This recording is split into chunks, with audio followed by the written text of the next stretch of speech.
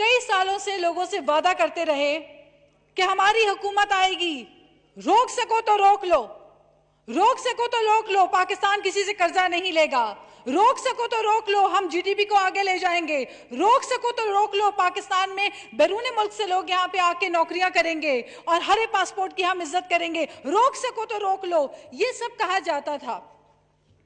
तो हम भी सोचते थे कि शायद वाकई में इनको रोकना मुश्किल होगा, इतना जबरदस्त ये काम करेंगे और हम भी बैठकर इनको दाद देंगे, हम भी बैठ के तालियां बजाएंगे, क्योंकि जब पाकिस्तान की मईशत तरक्की की राहों में जाएगी तो हर पाकिस्तानी खुश होगा।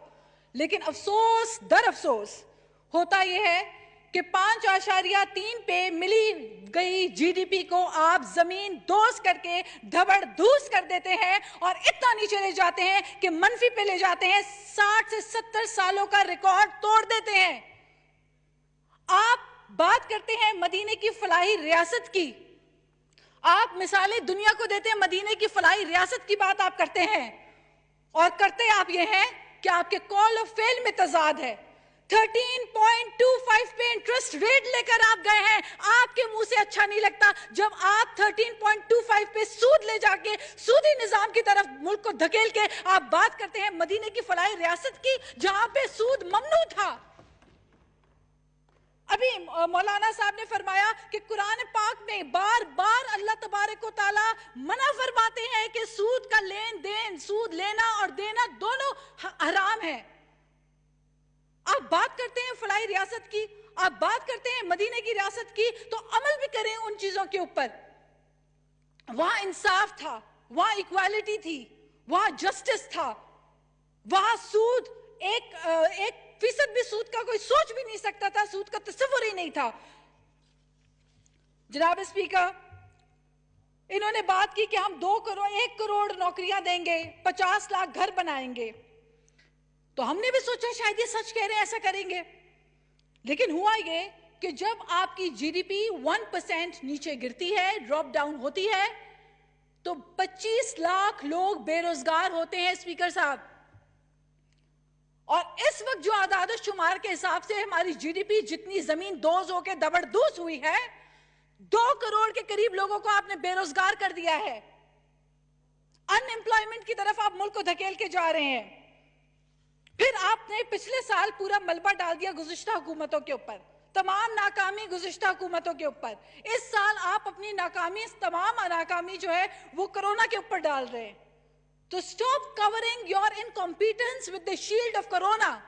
कोरोना वायरस से पहले आपकी इंडस्ट्रियल ग्रोथ नेगेटिव, आपकी agricultural growth negative, large scale manufacturing negative, आपकी इंडस्ट्रीज तबाह हो रही हैं, इंडस्ट्रीज लॉकडाउन हो रही हैं, लोग बेरोजगार हो रहे हैं क्योंकि बिजली आपने महंगी कर दी, तेल पूरी दुनिया में कीमतें कम होने की वजह से तेल रुल गया है, तेल की कीमत रुल गई है और पाकिस्तान में अवाम रुल गई है, अवाम को तेल नहीं मिल रहा। यह है आपका नया पाकिस्तान। जिस यूरोप की आप मिसालें देते थे, जिस यूरोप की आप मिसालें, जिस वेस्ट की मिसालें आप दिया करते थे, वहां पे 0% इंटरेस्ट है। इस वक्त अमेरिका में 0% इंटरेस्ट है। आप तो उनकी मिसालें देते थे, तो हम सबको करते थे कि शायद 5% से इंटरेस्ट रेट ड्रॉप करके आप 2, 3, 4 पे ले जाके नीचे ले जाएंगे, एक कदम तो बढ़ेंगे आप। लेकिन आपने क्या किया? आपने हॉट मनी के चक्कर में, आपने चंद डॉलर के एवज में, आपने 2.5 बिलियन की इन्वेस्टमेंट के चक्कर में, आपने सूद समेत लोगों को सूदी कारोबार करके यहाँ पे सूद समेत पैसा हमारे मुल्क से वापस गया। इसके जिम्मेदार आप होते हैं। फिर आप फिगर फजिंग करते हैं। फिर होता यह है कि फ्लोर ऑफ द हाउस आके फाइनेंस मिनिस्टर कहते हैं कि हम तो स्टेट बैंक से कर्जा ही नहीं ले रहे।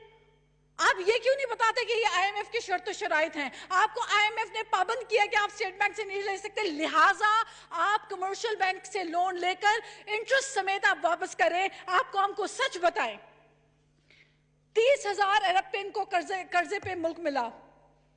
हम सोच रहे थे कि ये अपने कॉल ऑफ फेल के ऊपर अमल करेंगे। 30,000 से 43,000 बिलियन के ऊपर आप लेकर चले गए कर्जे 2 साल के अंदर। अगर ये स्पीड, और उसमें भी आप कह रहे हैं कि 5,000 अरब आप कर्जा अदा कर चुके हैं, अगर आपने वो अदा ना किया होता तो हम तो 50,000 अरब पे पहुंच चुके थे। तो किस स्पीड पे, कौन सी ऐसी खाई है जिसकी तरफ आप पूरी कौम को धकेलना चाह रहे हैं?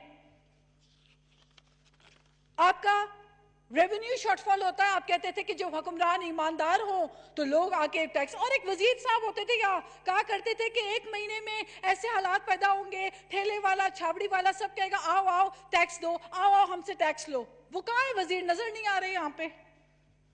तो बातें करवा लें इनसे, सिर्फ इनसे बातें करवा लें। पीआईए का प्लेन क्रैश होता है, वजीर आजम साहब नहीं जाते। बातें तो ये सुनी थी कि चिली में एक माइन था, उसमें लोग फंस गए थे माइनर्स, तो चिली के वजीर आजम आखिरी हद तक कुर्सी लगा के बैठा था, जब तक आखिरी माइनर बाहर नहीं निकलेगा उस मुल्क का वजीर आजम बैठा रहा। बातें करते थे कोरिया में कश्ती डूब जाती है तो वहां पे वजीर आजम इस्तीफा दे देता है। हम आपसे इस्तीफा नहीं मांग रहे क्योंकि हमें पता है आपने इस्तीफा नहीं देना। हमें पता है कि 70 लोग रेलवे में झुलस गए, कोई इस्तीफा नहीं आया। बातें आप कश्ती की मिसाल देते थे, आप माइंस की चिली की मिसाल देते थे। क्या आप में इतनी अखलाकी जुर्रत इस हुकूमत में थी? काश के कोई वजीर आजम को यह भी उनके कान में सरगोशी कर देता कि कराची में गिरने वाला प्लेन आपका नेशनल कैरियर था, सब्ज हलाली परचम का कैरियर था। आप कराची गए, आप जाते और जाके उस पायलट के घर जाके अफसोस करते तो हमें एहसास होता कि आपको भी वही दुख है जो हमें दुख है। लेकिन आप कराची जाते हैं, आप सिंध जाते हैं, आप सियासत करने जाते हैं, आप बात करते हैं छाबड़ी वाले की, आप बात करते हैं रेडी वाले की। काश अच्छा होता आप लाड़काना में, आप सखर में, आप शिकारपुर में उस तरह जिस तरह जुल्फिकार अली भुट्टो झुग्गियों में जाके गरीब अम्माओं के, गरीब माइयों के सर पे हाथ रख के उनके साथ बैठ के एक रोटी खाता था, तभी दिल धड़कते थे लोगों के जुल्फिकार अली भुट्टो के साथ। इसीलिए हम कहते हैं जिंदा है भुट्टो, जिंदा है क्योंकि भुट्टो गरीब के दिलों में जिंदा है। जुल्फिकार अली भुट्टो झुग्गियों में बैठी हुई अम्माओं की माइयों को कहता था कि इस लकड़ी में जिस तरह रोटी अपने लिए पका रहे हैं मुझे भी खिलाओ, और फिर बैठ के खा के उनका दर्द समझता था।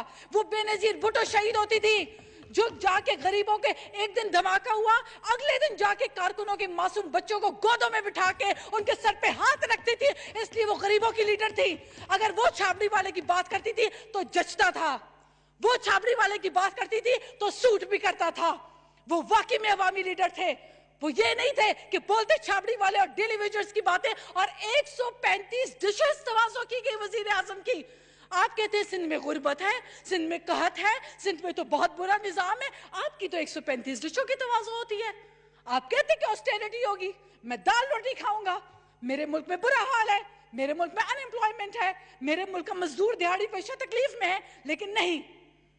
तो जनाब स्पीकर, कौन सब देख रही है सिंध में जाके बिलावल भुट्टो को और सिंध के सीएम को गालियां देने से आप अच्छे नहीं हो जाते, आपको तमगे नहीं लग जाते। आपकी कारकर्दगी बोलती है, और कारकर्दगी ये है कि आखिरी मिनट है जी मोहतरमा, आखिरी मिनट है, आप अपनी स्पीच क्लोज मुझे थोड़ा दे टाइम। देखें आपकी कारकर्दगी ये है कि ब्लूमबर्ग की रिपोर्ट आपके लिए कह रही है कि आपको मुल्क को, मईशत को डिस्ट्रेसफुल इकोनॉमी आपने बना के रख दी है।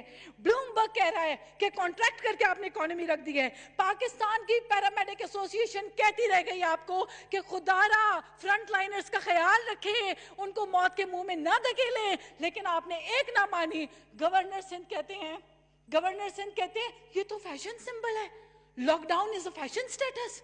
ये कराची में लॉकडाउन इसलिए करना चाह रहे हैं क्योंकि न्यूयॉर्क में, रोम में और बर्मिंघम में लॉकडाउन है। उसके बाद असद उमर साहब कहते हैं कि इससे ज्यादा लोग तो हादसात में, कार एक्सीडेंट में मारे जाते हैं। फिर वही असद उमर साहब आके कहते हैं कि 12 लाख अफराद जुलाई के महीने में कोरोना का शिकार हो जाएंगे। हम कौन सी बात आपकी माने? फिर आप कहते हैं घबराना नहीं है। जब कौम घबराना छोड़ देती है तो आप कहते हैं कि जी मास्क पहनो। ये तो हमें अंदाजा नहीं था इस चीज का। तो वेयर आर यू? ये कोई लकी रानी सर्कस समझा आपने इसको? ये कोई लकी रानी सर्कस है? आप मजाक करें 22 करोड़ कौम के साथ एक्सपेरिमेंट्स दर एक्सपेरिमेंट्स करके आप करना क्या चाहते हैं? इख्तिताम की तरफ ले जाएं अपनी स्पीच। मैं इख्तिताम की तरफ लेके जा रही हूँ स्पीकर साहब। फिर होता यह है कि कारकर्दगी पे कुछ मैं बात करना चाह रही हूँ। इस हुकूमत ने रिकॉर्ड ब्रेकिंग कारकर्दगी, 20 माह में तबाही के रिकॉर्ड। चीनी आपको 50 रुपए की मिली, आप कहते थे रोटी सस्ती होगी और महंगी होगी जान, एक दिन आएगा जब होगा ऐसा पाकिस्तान। काश के ऐसा होता। 20 माह में 50 रुपए से चीनी 90 रुपए में आपने पहुंचा दी। चीनी चोर काबीना में बैठे हुए। सारे वो तमाम लोग कॉन्फ्लिक्ट इंटरेस्ट के जिनके कारोबार चल रहे हैं, वो आपके साथ बैठ के हमारे टैक्स पेयर के पैसों से कारोबार चमका रहे हैं, कॉन्फ्लिक्ट इंटरेस्ट कर रहे हैं। गंदम महंगी हो गई, आप प्रोड्यूस करने वाले हैं, गंदम प्रोड्यूस करने वाला मुल्क जो है, वो मुल्क से 10 लाख टन गंदम आप अफगानिस्तान भेजते हैं। मेरी एक बात सुन लें स्पीकर साहब, मुझे मैं गुजारिश करूं, अगर आपने काम करना होता तो कासिम सूरी साहब, स्पीकर साहब, आप भी सूरी हैं, आपको तो पता होगा, हमसे ज्यादा पता होगा। एक थे शेरशाह सूरी 500 साल पहले, उन्होंने 5 साल में कराची से काबुल तक जीटी रोड बना दी थी। आपसे तो एक बीआरटी नहीं बनती। 5 साल में ब्लैकलिस्ट कंपनी को देते हैं बीआरटी, 400% दवाओं की कीमतों में इजाफा आप कर देते हैं। फिर आप कहते हैं आपको चांस दिया है, आप तो कहीं और निकल गई, 500 साल बाद में पहुंच गई आप। जी मोहतरमा, आप अपनी बात को जल्दी खत्म करें। जी नाज बलोच साहब। इस हुकूमत के हाथों तो हम कहते हैं कि फिर दोबारा जॉन एलिया ने बहुत अच्छा कहा कि अब नहीं कोई बात खतरे की, अब नहीं कभी से खतरा है। इस दहाने पे आप पूरे मुल्क को लेके जा चुके हैं। खुदा का वास्ता है, ये सियासत छोड़े, आए मिलकर एक हो, एक कौम बने। ये बाबा कौम की तस्वीर सामने लगी है, कम से कम इनका लिहाज कर ले। ये वन नेशन की इन्होंने बात की थी, आज हमें एक कौम होने का सबूत देना होगा। जब वक्त आ गया तो आप खुदा के वास्ते सियासतबाजी छोड़े, आए मिलकर एक हो, इस कोरोना का मुकाबला एक होके करें। और खुदा ना कोई समझा दे हमारे मुल्क के वजीर आजम को कि लॉकडाउन ना करने पे जो तबाही इटली ने देखी, जो तबाही अमेरिका और ब्राजील ने देखी, जो तबाही दूसरे ममालिक ने देखी, उनसे गुजरने के लिए हमें मजबूर ना करें। खुदारा सही पॉलिसीज और सही मते, वैसे तो आपके माशाल्लाह कारनामे ऐसे हैं कि मैं गिनवाती रहूं और कई घंटे निकल जाएंगे। सही जी, बहुत शुक्रिया जी, बहुत शुक्रिया जी जनाब।